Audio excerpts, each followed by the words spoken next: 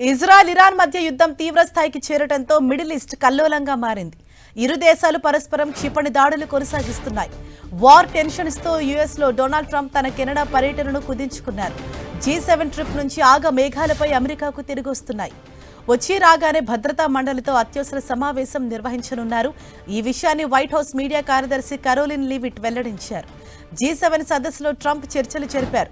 UK ప్రధాని కీర్ స్మార్మర్తో కీలక ఒప్పందం కూడా చేసుకున్నారు. కానీ పశ్చిమాసియాలో నెలకొన్న యుద్ధ వాతావరణం నేపథ్యంలో ఆయన ఈ పర్యటనను అర్ధాంతరంగా ముగించుకొని అమెరికాకు బయలుదేరనున్నారు. ఈ సదస్సులో సోమవారం సాయంత్రం G7 సభ్య దేశాల నేతలతో ట్రంప్ గ్రూప్ ఫోటో దిగారు. అనంతరం తాను అత్యవసరంగా తిరిగి వెళ్లాలని, ఇది చాలా ముఖ్యమని ఇతర దేశాల నేతలతో ట్రంప్ చెప్పారు. ఈ పరిణామాలపై ఫ్రాన్స్ అధ్యక్షుడు మాక్రాన్ స్పందిస్తూ ట్రంప్ వెనుదిరగడం సరైన నిర్ణయమేనన్నారు. పశ్చిమాసియాలో ఉద్రిక్తతలు చెల్లారని, ఇజ్రాయెల్ ఇరాన్ యుద్ధాన్ని ముగించాలని G7 నేతలు పిలుపునిచ్చారు. మరోవైపు అమెరికాకు తిరిగి రాగానే ట్రంప్ కీలక నిర్ణయాలు తీసుకునే అవకాశాలు కనిపిస్తున్నాయి. భద్రతా సలహాదారులతో ఆయన అత్యవసర సమావేశం చేపట్టనున్నారు. ఇక వైట్ హౌస్ సిచ్యుయేషన్ రూమ్ లో సిద్ధంగా ఉండాలని జాతీయ భద్రతా మండలిని ట్రంప్ ఆదేశించారు. ఇరాన్ ఇజ్రాయెల్ మధ్య ఉద్రిక్తతలకు సంబంధించి ఆయన కీలక ప్రకటన చేసే అవకాశం ఉంది. వార్ టెన్షన్స్ తో టెహరాన్లో ఉన్న అమెరికా పౌరులు తక్షణమే ఆ ప్రాంతాన్ని ఖాళీ చేయాలని ఇప్పటికే ట్రంప్ హెచ్చరించారు. ఈ పరిణామాలను చూస్తుంటే ఇరాన్పై దాడులు మరింత తీవ్రమయ్యే సంకేతాలు కనిపిస్తున్నాయి. అవసరమైతే అమెరికా కూడా ప్రత్యక్ష దాడులు జరిపే అవకాశం ఉన్నట్లు తెలుస్తోంది.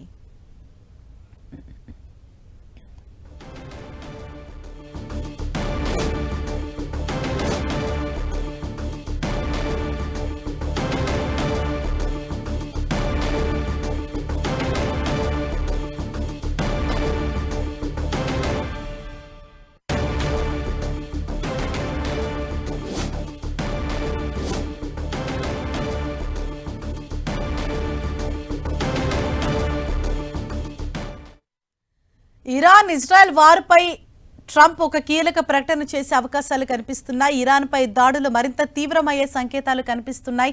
అయితే ఇందులో అమెరికా కూడా అవసరమైతే ప్రత్యక్ష దాడుల్లో పాల్గొనే అవకాశం ఉన్నట్లుగా సంకేతాలు వెలువడుతున్నాయి. G7 సదస్సులో పాల్గొన్న ట్రంప్ అత్యవసరంగా అక్కడి నుంచి బయలుదేరి వెంటనే అమెరికాకు చేరుకున్నారు. G7 సమావేశం నుంచి ట్రంప్ హుటాహుటిన అక్కడి నుంచి బయలుదేరి అమెరికాకు చేరుకుంటున్నారు.